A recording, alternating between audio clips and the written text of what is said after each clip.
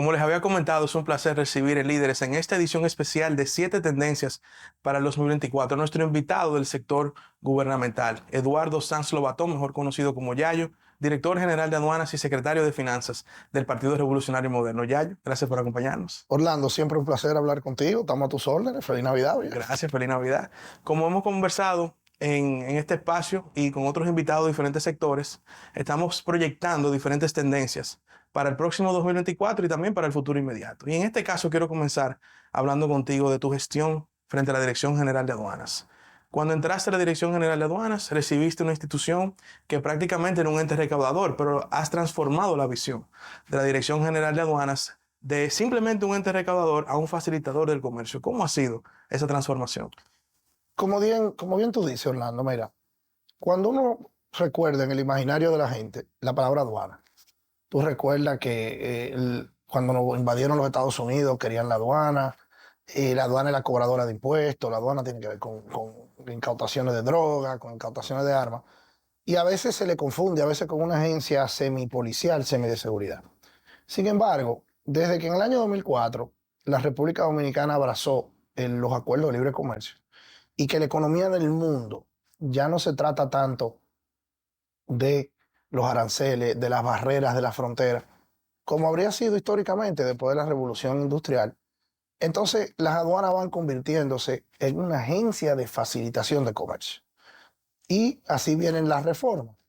Eh, Desde que Luis Abinader gana las elecciones y el equipo económico me decide a mí mandar aquí a aduana, el enfoque fue de que cómo nosotros ayudábamos a nuestros exportadores, ayudábamos a nuestros importadores, cómo hacíamos de la República Dominicana un lugar donde invertir, donde vender, donde comprar fuera más fácil, más útil, más barato. Y entonces ahí viene el concepto de lo que es facilitar el comercio. Antes existía el Comité Nacional de Facilitación de Comercio, que nosotros lo convertimos en ley, lo convertimos en un instrumento jurídico permanente a través de la nueva Ley General de Aduana, que a mí me encanta hablar de eso. Pudiéramos hacer un programa solo de eso, porque la ley anterior era 1942 y la lucha de intereses, todo lo que se mueve alrededor de aduana, había sido imposible para los gobiernos anteriores, los sectores aduaneros anteriores, hacer una nueva ley de aduana. Nosotros en el 2021, en agosto del 2021, promulgamos la ley de aduana y de allá para acá hemos promulgado algunos reglamentos nuevos. Y nosotros tenemos una de las legislaciones más modernas y más fluidas y más cambiantes, porque a través de su capacidad reguladora, ahora nosotros podemos corregir cualquier entuerto. Entonces, eso nos ha convertido en una punta de lanza del comercio de las Américas. Y por eso es que hemos visto como una fábrica de automóviles y neumáticos cierra en Zaragoza, España, para venir para la República Dominicana. Como vimos que la principal productora de comida enlatada y comida envasada del mundo instaló su centro de redistribución aquí en República Dominicana para distribuirle a todo el continente americano. Entonces, se ha facilitado el comercio a través, por ejemplo, de muchísimos usos nuevos que tenemos en la ventanilla única de comercio exterior, que ha sido reconocida por todas las instituciones paraduanales. O sea, ya tú puedes venir a aduana y desde aduana trabajar con el Ministerio de Salud, o trabajar con el Ministerio de Agricultura, o trabajar con cualquier otro de esos ministerios. Al final del día, esto es muy, pero muy innovador y ha puesto a la República Dominicana a ser ejemplo de cómo hemos facilitado el comercio, y eso se ha visto en el incremento de recaudación en el 2021-2022, donde excedimos en más de casi un 50% en los 2 años, ¿verdad? 30% en el año 2021 y un 19% en el año 2022, las recaudaciones estimadas por el Ministerio de Hacienda, lo que generó un superávit de casi 60.000 millones de pesos.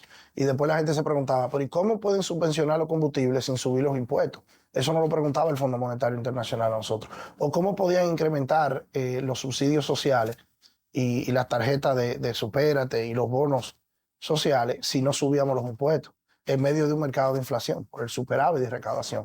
Y el superávit de recaudación lo habíamos logrado porque hemos puesto el ojo en servirle al contribuyente, no solamente, que siempre será importante, pero no solamente en cobrarle al contribuyente. Entonces, de eso se trata, facilitar el comercio, de la ventanilla única de comercio exterior, de la nueva ley general de aduana, de las aplicaciones tecnológicas que hemos instalado, como por ejemplo, ya ahora nosotros damos muchísimos servicios a través de WhatsApp directo que tienen los mecanismos de servicio al contribuyente que tiene la Dirección General de Aduana, que antes no lo tenía, el programa de 24 horas, que es que si tú precalificas como operador económico autorizado con una serie de condiciones, sacando lo que se llama una especie de certificado de buena conducta, que llamamos operador económico autorizado, te repito, ya vamos por 60.000 furgones despachados en 24 horas. Cuando nosotros llegamos a aduana, ya te dije, había una ley de 1942, la de ahora del 2021.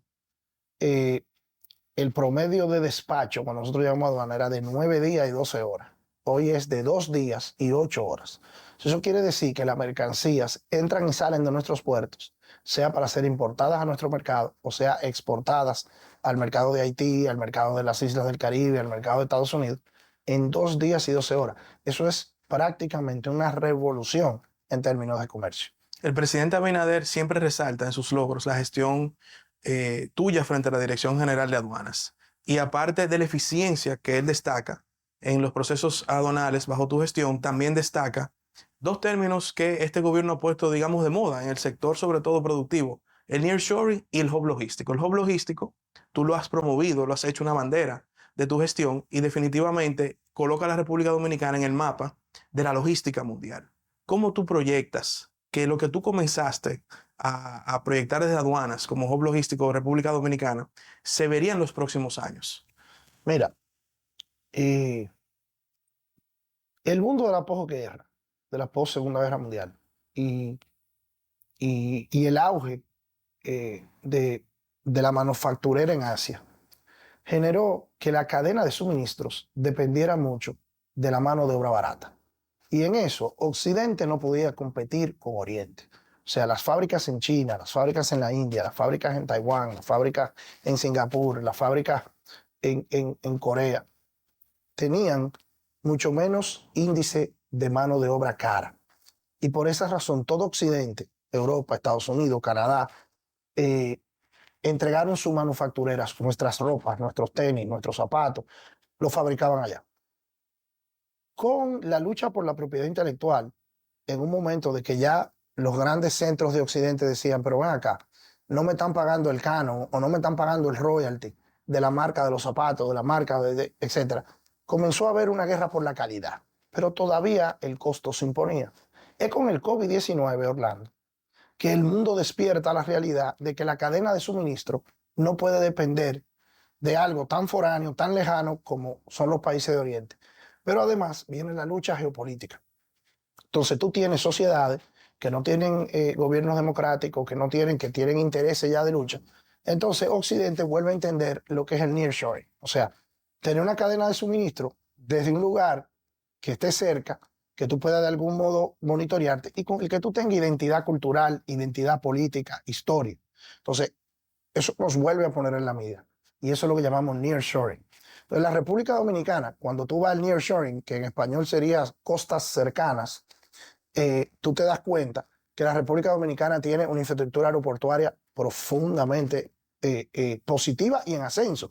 Por eso el contrato de Aerodón, que muchos han criticado. Pero el contrato de Aerodón era una manera de nosotros seguirle diciendo al mundo: nuestros aeropuertos están top of the line, nuestros aeropuertos van a ser modernos. Entonces, tú tienes la infraestructura aeroportuaria, tú tienes la infraestructura vial, tú tienes la infraestructura del turismo. Si nosotros estamos recibiendo más de 10 millones de turistas, eso quiere decir que están llegando aviones, eso quiere decir que se están usando carreteras.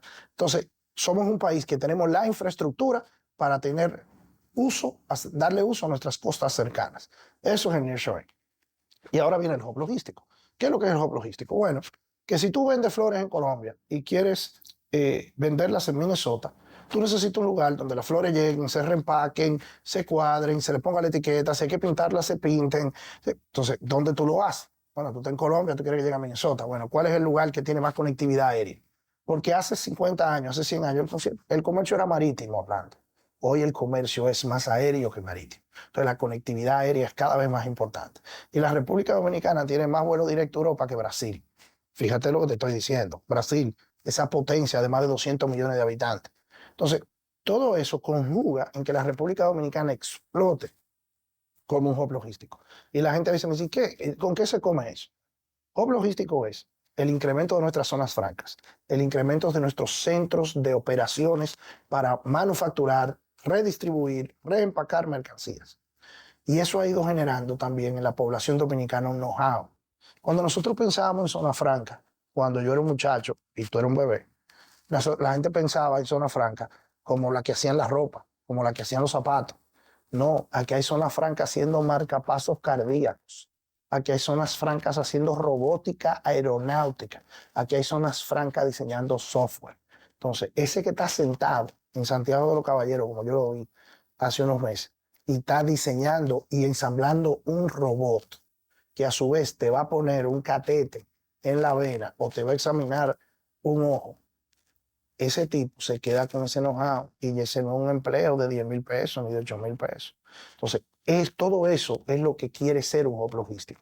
Y por eso Luis Abinader lo ha puesto como uno de sus objetivos, lograrlo. Y creó hace un mes el gabinete logístico, así como está el gabinete del agua, así como está el gabinete de la seguridad, así como está el gabinete de obras públicas, está el gabinete logístico, donde hay un conjunto de instituciones que es presidido o coordinado por la Dirección General de Aduanas y el Ministerio de Industria y Comercio. Tú mencionaste hace unos momentos cómo has implementado avances tecnológicos de cara al servicio al usuario, pero también hemos visto que has implementado tecnología en los mismos chequeos, en los puertos y otros enfoques en aduanas. ¿Cuáles?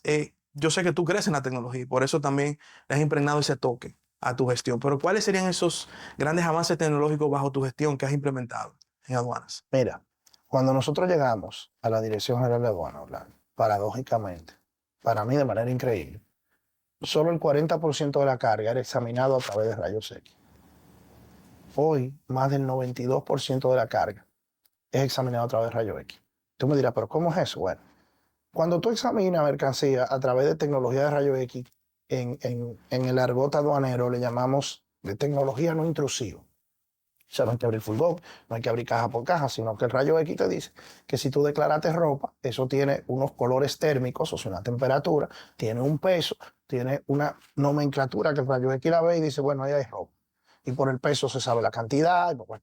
Entonces, eso primero logra una inmensa rapidez en la fluidez de los puertos, pero segundo, una inmensa seguridad.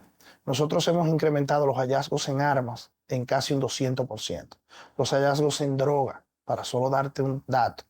El último año antes de la instalación de los rayos X, que fue, como te decía antes de nuestra llegada, 3 toneladas incautadas. Hoy estamos incautando 30 toneladas de la mano de la Dirección Nacional de Control de Drogas. Entonces, la tecnología ha sido, desde nuestro punto de vista, lo principal para lo que yo creo que ha sido una gestión exitosa, aunque eso deben decirlo los demás. Pero el hecho de que tú tengas rayos X en Puerto Plata, tú tengas rayos X en Jaina, tengas rayos X en Caucedo, tengas rayos X en el aeropuerto de las Américas, tengas rayos X en el aeropuerto de Punta Cana, y estamos trabajando ahora ya para terminar de remozar todos los puestos aduanales fronterizos para que tengan sus rayos X. Eso nos ha dado una credibilidad con las demás aduanas del mundo, en especial con la de Estados Unidos, con la de Europa, con la de nuestros vecinos aquí en el Caribe, puesto que la gente sabe que lo que entra y sale de República Dominicana, bueno, las aduanas nunca son perfectas, ¿no? Si las aduanas fueran perfectas, bueno, pues entonces no hubiera droga en los Campos Elíseos, ni en la Quinta Avenida, ni en la Gran Vía de Madrid. O sea, las aduanas siempre son perfectibles.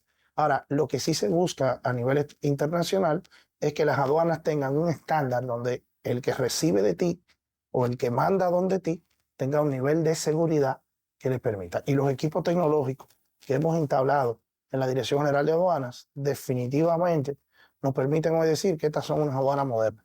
Y no te he hablado de uno de los principales logros, que es el tema del motor de riesgo. El motor de riesgo es lo que yo le llamo, es como una especie de inteligencia artificial que discrimina, por ejemplo, de dónde viene la carga, quién es el importador, cuáles son sus declaraciones, cuál es su historial financiero. Entonces eso te va detectando cuál es la carga de bandera roja que tenemos que sacar de la línea de ensamblaje y podemos revisar puntualmente. Y eso incrementa la efectividad de nuestras revisiones de una manera descomunal. Entonces, por ahí anda la cosa. Ya, yo aparte de tu función como servidor público, eres secretario de Finanzas del PRM y uno de los dirigentes más importantes de esa organización política. Tenemos elecciones el año que viene. Si te pregunto quién va a ganar o cómo ves el proceso, sabemos que el presidente lleva una bien cómoda delantera frente a sus competidores, pero tú has vivido varios procesos electorales y la sociedad aspira a que el proceso del año próximo sea un proceso más maduro desde el punto de vista, desde hasta el gasto de campaña, la propaganda, el discurso político. ¿Tú crees que el año que viene veremos un proceso, dos procesos electorales más maduros para nuestra sociedad? Mira, yo creo que nadie niega en este país que Luis Abinader tiene una franca delantera, una delantera importante, cómodamente por encima de los 50 puntos requeridos constitucionalmente para ganar en primera vuelta. Y del mismo modo, yo creo que nadie tampoco duda que el Partido Revolucionario Moderno es el partido de la primera mayoría. Y ahí, digo yo, como dice una canción, creo que es en la confianza que está el peligro. El que crea que en política a 6 meses, o a 5 meses, o a 3 meses, o a un mes de unas elecciones ya ganó, está muy equivocado. Los sucesos políticos son fluidos, las sociedades en este siglo XXI están empoderadas. Todo el que tiene un teléfono es un periodista, es un comunicador, es un ente activo. Y la única manera de hacer una campaña electoral efectiva desde el gobierno es bien gobernando. Como decía el presidente la semana pasada, tenemos el índice de desempleo más bajo de las últimas décadas. Como ya hemos hablado del tema aduanal, del tema del turismo, del tema de la agricultura, del tema del comercio. O sea, es bien gobernando que podemos llegar al futuro. Yo creo que la República Dominicana todavía conserva un ambiente político sano dentro de la dificultad. Fíjate que lo digo así, ley. Sano dentro de la dificultad. Porque no es mentira que la clase política dominicana ha sido grandemente desprestigiada. Los casos de corrupción, la misma falta de condescendencia y de armonía que se han tenido las divisiones de los partidos políticos, tienen a la gente harta. ¿Esa es la palabra? O sea, la gran mayoría de los políticos tienen a la gente harta. Y con eso hay que tener cuidado porque la hartancia en los políticos a veces genera una medicina que es peor que la enfermedad, que yo le llamo la ideología de la imagen, que muchos antes llamaban el populismo, que es, que parecen unos redentores, unos sanadores, y abajo los políticos, y abajo, y son todos unos ladrones, y son todos unos sinvergüenzas, y no sirven para nada, y abajo el que suba, y se peinan raro, y gritan muchísimo, y se ponen un arete en la nariz, son diferentes, y que no estoy diciendo nada de eso sea malo, lo que te estoy diciendo es que son outliers, se salen del centro. Entonces, tiran para adelante y generan unos movimientos populistas que lo hemos visto en otra parte del mundo, que todavía a esta hora, ninguno de ellos, en ninguna parte, fíjate lo que yo digo, ninguno de ellos en ninguna parte ha salido bien. Entonces, yo por eso creo que el esfuerzo que tenemos que hacer los dominicanos y la dominicana, desde mi punto de vista, votar por Luis, votar por el PRM, yo creo que es la mejor oferta y creo que lo estamos haciendo bastante bien dentro de todas las dificultades. O sea, yo siempre digo, o sea, Luis todavía no ha hecho el gobierno de Luis. Luis tuvo que hacer el gobierno que se podía con la pandemia, que se podía con la guerra de Putin, que se podía con la crisis inflacionaria. Ahora, vamos a suponer que algún televidente o que nos estén viendo o escuchando diga, bueno, pero a mí no me gusta el PRM, Orlandito me cae mal, porque Luis me tiene alto, cualquier cosa. Participemos de una manera consciente. Participemos examinando, evaluando opciones. Bueno, ¿por quién es este? ¿Qué es lo que cree Abel? ¿Qué es lo que cree Leonel? ¿Qué es lo que cree X o Y candidato a alcalde, a senador? Y hagamos una decisión consciente, aunque no sea la que nos favorezca a nosotros. Pero la sociedad dominicana no puede perder la paz social y la paz política que hemos tenido dentro de nuestra diversidad. Y por eso que yo a veces cuando yo fui opositor, que fui opositor por 20 años, yo nunca desconsideré ni hablé en títulos peyorativos en general de nadie del Partido de Liberación Dominicana. Yo actuaba de manera contundente, de manera firme.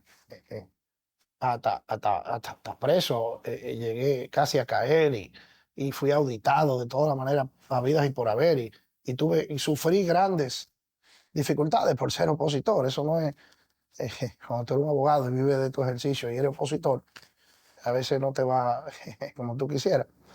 Pero mis críticas fueron contundentes y firmes, pero yo siempre traté de no generalizar. Porque cuando tú generalizas, te descalifica tú mismo. O política, pues tú eres político. Porque al final, todo el que activa una participación pública, sea de un medio de comunicación, sea de un periódico, sea desde la sociedad civil, sea desde de la academia, está haciendo política. Lo que tú puedes no estar haciendo política partidaria. Entonces yo creo, primero que no podemos dormirnos en nuestros laureles, no podemos cerrar los ojos, no podemos votarnos, que las encuestas, que un grupo de gente son los locos con las encuestas, aunque hay gente que anda con encuestas en la frente, con encuestas en la mano, y entonces tiran una encuesta en la mañana, otra en la tarde, y terminan teniendo en las encuestas 160%, y digo, bueno, pues tú nada más un 100%. Yo no soy un fanático empedernido de las encuestas. Las encuestas son un instrumento de trabajo, tú las tienes hoy, pero mañana pasa una cosa. Yo recuerdo siempre aquel ataque terrorista en Madrid que terminó con el gobierno de Aznar. Y así muchas otras cosas. En la política, tú amaneces. Mira, estábamos examinando el otro día el caso de Javier Milei en Argentina. O sea, Milei 3 meses antes de las elecciones de Argentina era una persona que generaba risa. Entonces, hay que tener cuidado con el triunfalismo. Tener mucho cuidado con el triunfalismo. Pero yo me siento optimista de que Luis va a ganar las elecciones, de que el PRM va a conservar sus mayorías y que seguiremos empujando este país a otra manera de hacer política, a otra manera de gobernar. Mencionaste que este ha sido un gobierno que ha enfrentado una pandemia, ha enfrentado una guerra, otra guerra, que fue ahora el conflicto entre Israel y Hamas. ¿Cómo se proyecta el próximo gobierno de Luis Abinader, donde muchas de las promesas que él realizó, muchas conquistas que quedan pendientes, pudieran ser realizadas? Mira, Orlando, yo digo mucho que el gobierno de Luis será del 24 al 28. Que el gobierno del 20 al 24 fue el gobierno posible, lo que pudimos hacer. Yo recuerdo que se puede decir que estamos en mi despacho, ¿verdad? Yo recuerdo que yo entraba a este despacho 8 o 9 de la mañana y a veces yo me iba de aquí a las 2 y a las 3 de la mañana, sentado aquí con los teléfonos y no me podía ir hasta que Luis no nos despachara porque estábamos en el tema de la vacuna. Y recuerdo cuando no era el presidente, era la vicepresidenta Raquel Peña, un seguimiento que parecíamos, yo pensé que trabajaba en FedEx.